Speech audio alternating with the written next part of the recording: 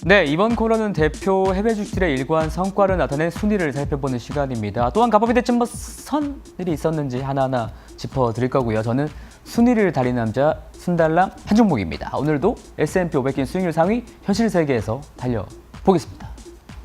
오늘 상승 종목들의 리스트를 보시면 단번에 어떤 종목들이 올라왔는지 딱 느낌이 오시죠. 전부 에너지와 관련된 기업들입니다. 채굴 기업들도 있고요. 그다음에 원유를 싣고 나르는 로지스틱스 회사도 있습니다. 뭐 개별 이슈라기보다는 오일 가격이 많이 올랐기 때문에 다들 좋았겠죠. 그러면 오일 가격 한번 보겠습니다. 원유 선물 가격 추이입니다. 드디어 75불 선을 가볍게 뚫어내고 77.6불까지 어저께 상승했습니다. 정말 어디까지 오를지 무서울 정도인데 코로나가 터졌던 작년 1분기에는 유가가 마이너스 간 적도 있었잖아요. 참 세상이 어떻게 돌아가는지 한치 앞을 모르는 것 같고요. 저 때 오일을 사셨던 분들도 제 주변에 많았던 것 같은데 아주 행복하실 것 같습니다. 네, 어쨌든 지금 가격은 7년 만에 최고치라고 하고요. 어제 유가 상승의 기폭제가 됐던 것은 바로 오펙 플러스의 회의 결과 때문이었습니다. 오펙 플러스에서 큰 형님들을 꼽자면 사우디아라비아와 러시아가 있죠. 이 두 나라가 이끄는 오펙 플러스에서 내년 4월까지 월 생산량을 하루에 40만 배럴 수준까지 증산하기로 합의했다고 합니다. 그런데 원래는 하루에 80만 배럴까지 증산할 수 있다라는 기대치가 있었었는데 실제 수치는 기대치에 못 미쳤던 거죠. 그러니까 공급 증가가 생각보다 더뎌질 수 있어서 유가 상승에 기름을 부은 격이 됐습니다. 어떻게 보면 보수적인 오펙의 이런 결정에 이유로 꼽자면 앞으로 원유 수요가 안정될 것으로 예상하고 있기 때문이라고 합니다.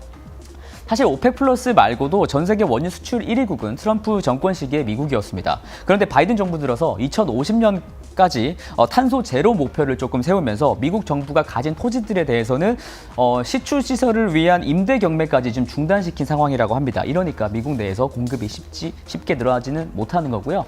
최근 원유를 좀 비롯해서 에너지 가격이 미친 듯이 날뛰고 있는데 그것이 가장 극적으로 나타난 나라가 중국입니다. 중국은 지금 전력난 때문에 난리이고요. 거의 중국 전역에서 전기 공급을 제한하는 제한 송전을 실시하고 있는데 이 지도에는 안 나오지만 여기 허베이 지역과 여기 베이징 지역도 지금 전기 공급을 제한을 들어갔습니다.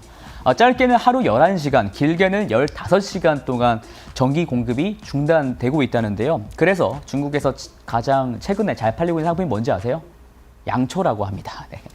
사정이 이렇게 된 데에는 공급 측면, 수요 측면 둘 다 있습니다. 우선 공급 측면으로는요. 중국에서 사용될 에너지 원료 수입이 엄청 감소하고 있다는 점에 있습니다. 이게 수입인데요. 계속 줄고 있죠. 중국은 전통적으로 화력 발전에 이제 석탄을 주로 사용해 왔었습니다. 그런데 이 석탄을 기존에는 필요량의 절반 이상을 호주에서 수입해 왔었거든요. 그런데 호주와 중국의 사이가 코로나 이후에 급격하게 나빠지면서 호주로부터 석탄 수입을 철저하게 줄여버렸다는데 그 가장 큰 이유를 들 수가 있습니다. 중국 지방 정부들은 중국 내에 내몽고 지역 있죠. 이 내몽고 지역 같은 데서 석탄 구입에 자체적으로 나서고는 있지만 중국 내 생산분으로는 수요를 절대 맞출 수 없을 것이다 라고 생각한 사람이 많은 게 사실입니다. 또한 수요 측면에서는요. 저는 여기서 좀 놀랐는데요. 올해 중국의 전력 수요가 사상 최고치를 기록 중에 있습니다. 중국 내 소비 지표가 그렇게 좋지 못해서 안 좋을 것 같았는데 수출이 많이 늘어서인 것 같네요. 결론적으로는 공급은 없는데 수요가 이제 폭발하니까 중국 당국으로서는 답답할 노릇일 텐데요. 이에 따라서 중국 당국은 어떤 비용을 치르더라도 에너지 원료를 확보하라고 국영 에너지 기업들의 의사를 강력하게 전달했습니다. 저번 주 초에 석탄, 석유, 천연가스 이것저것 가리지 말고 물자를 확보하라고 지금 긴급 지시했다고 하는데요. 정전은 절대 용납하지 않을 것이라고 덧붙였다고 합니다. 모양새는 국영 기업들을 좀 꾸짖는 모양새인데 유체이탈 화법이 아닌가라는 생각마저 듭니다.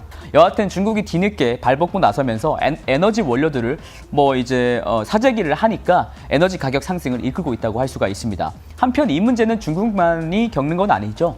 영국도 전력 부족 사태로 골머리를 아주 앓고 있습니다. 저기 빨갛게 칠해놓은 데가 다 전기 공급이 좀 제한적인 부분인데요. 영국은 산유국이기도 하고 해상 풍력도 많은 나라인데 이런 결과가 있다는 게 놀랐고요. 이런 결과에 따라서 뱅크 오브 아메리카에서는 이러한 글로벌 전력난 속에서 유가가 배럴당 100달러에 육박할 것이라는 전망을 내놨습니다. 최근 여러 가지 에너지 가격의 상승을 또 장기적인 구조적인 문제로 해석하는 사람도 많습니다. 이 차트는요, 기술주와 원자재 주식들에 대한 자본 지출 금액을 비교한 것입니다. 검정색이 기술주의 자본 지출 금액, 파란색이 원자재 기업들에 대한 자본 지출입니다. 2013년부터 8년 동안 기술주가 대부분의 자본 지출 금액을 이끌었는 걸 보실 수가 있고요. 반대로 원자재 기업들은 자본 지출을 계속적으로 줄였죠. 이것은 당연한 게 사람들이 기술주에 투자를 해왔지 국영제인 에너지 기업 주식은 많이 안 샀기 때문이죠. 여러분들도 에너지 주식보다는 빵 주식 좋아하시지 않습니까? 저도 마찬가지고요. 이러니까 자본 지출이 줄어든 만큼 에너지에 대한 공급이 빠르게 올라올 수가 없다는 겁니다. 네, 특히 원자재에 들어가야 했던 돈들이 재생에너지와 ESG 쪽으로 흘러갔다는 건데요.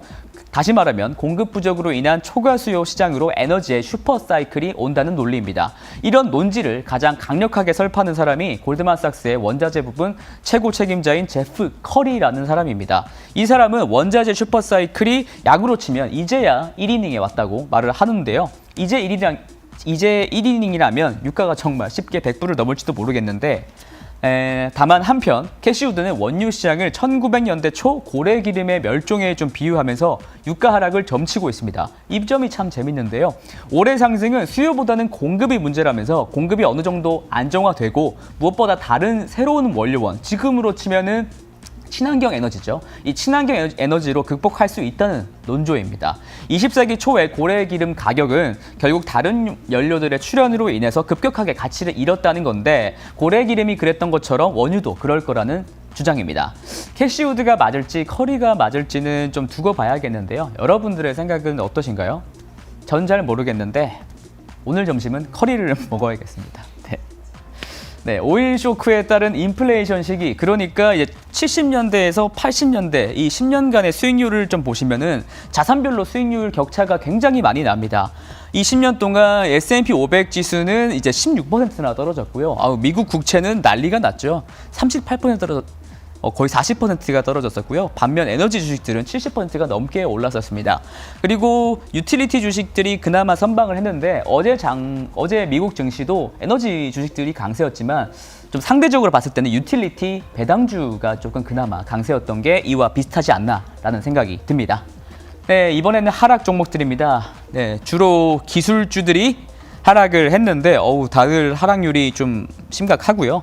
이 중 가장 돋보이는 것이 초대형주 페이스북입니다. 최근에 주가 흐름이 굉장히 안 좋죠. 네, 어제 페이스북과 인스타그램이 미국 현지에서 먹통이었었습니다. 네, 페이스북은 이는 매우 희귀한 이제 글로벌 정전이라고 밝혔는데, 하지만 회사 측은 이제 문제가 해결 가능한 시점에 대한 정보는 공개를 하지 않았었습니다. 일각에서는 해킹이 아니냐라는 문제도 발언도 나오고 있고요. 그런데 이런 문제를 페이스북만이 겪은 건 아니고요. 트위터, 아마존 등도 다운 사태를 겪었다고 합니다. 그래서 트위터도 어제 크게 좀 하락을 했었고요. 페이스북 사이트가 먹통이 됐다라고 신고가 들어왔던 지역은 이거 미국 대륙 전역이라고 하는데 어찌된 일인지 처음 겪는 사태다 보니까 투자자들이 좀 많이 놀란 것 같습니다. 하지만 사실 이보다 더욱이 중요한 것은 이 문제이죠.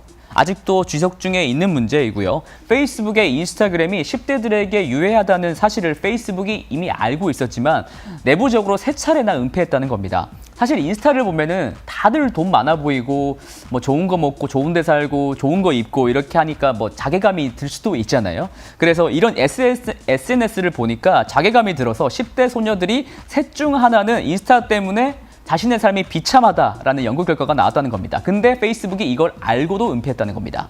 이와 관련해서 페이스북의 전 미스인포메이션 오보 미디어 담당자이자 내부 고발자가 내일 상원 청문회에 참석을 할 계획인데요.